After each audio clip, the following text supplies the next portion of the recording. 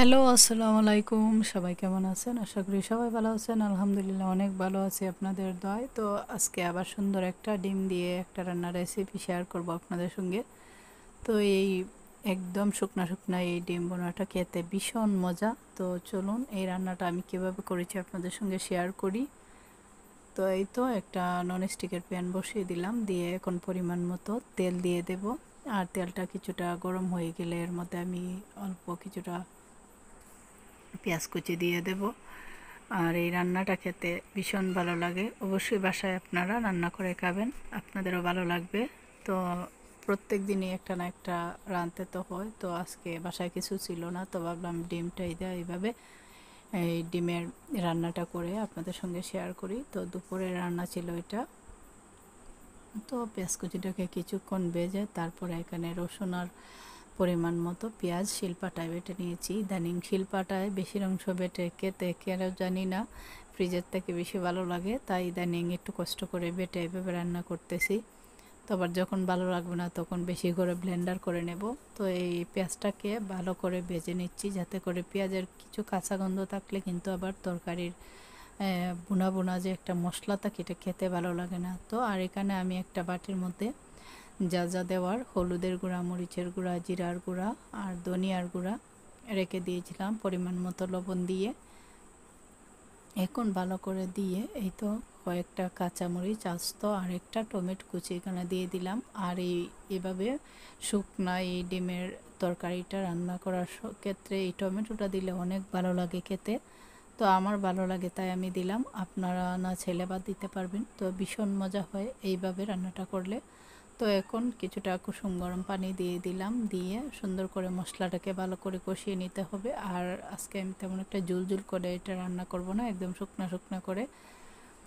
তো প্রথম ভিডিওটা দেখে অবশ্যই আপনারা বুঝতে পারবেন আসলে আমি এটাতে কোনো ঝোল টোল ব্যবহার করিনি, একদম শুকনা করে। আর আলুগুলা ছোটো ছোটো ললিতা আলু, এগুলাকে আমি ছোটো সাইজ যেগুলো আছে এগুলাকে দিয়ে সিদ্ধ করে তারপর এগুলোকে আর কেটে নেই নাই, সবগুলা এইভাবেই আস্ত রেখে তারপরে দিয়ে দিছি।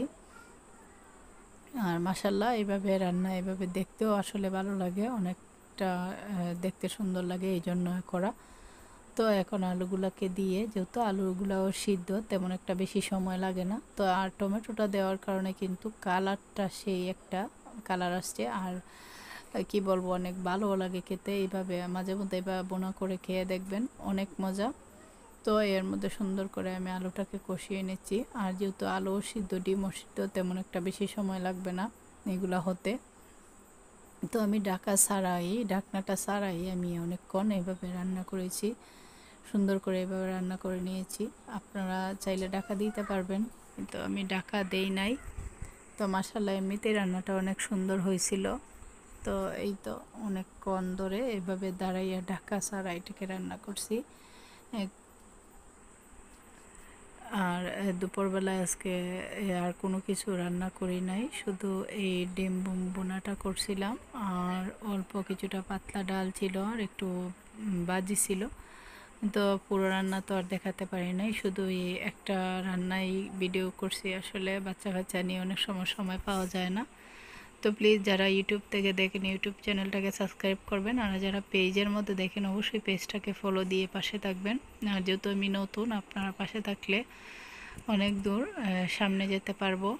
তো এই তো এইভাবে ডিমটাকে সুন্দর করে একদম মশলার সঙ্গে ঘামাকাও ঘামাকাও করে কিছুক্ষণ এভাবে রেখে দেব। কিছুক্ষণ এভাবে রেখে দেওয়ার পরে অল্প করে কিছুটা আমি জল দেব।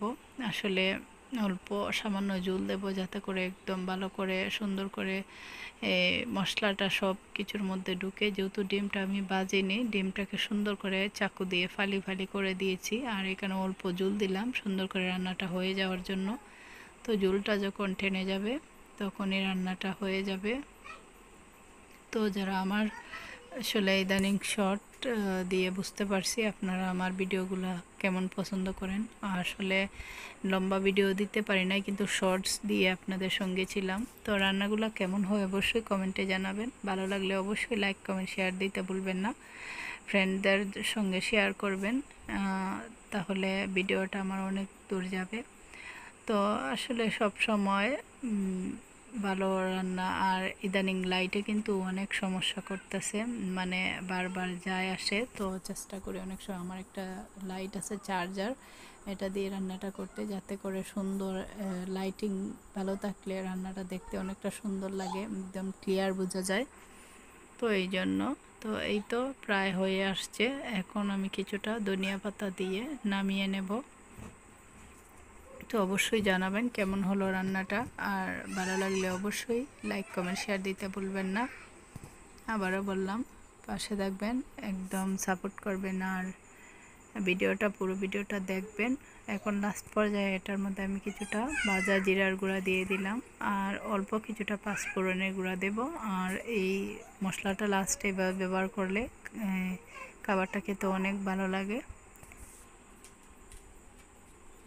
তো ধনিয়া পাতাটা দিয়ে এখন নামিয়ে নেব। মাশাআল্লাহ, দেখুন অনেক সুন্দর হয়েছে। সবাই ভালো থাকবেন, সবার সুস্থতা কামনা করি। আল্লাহ হাফেজ।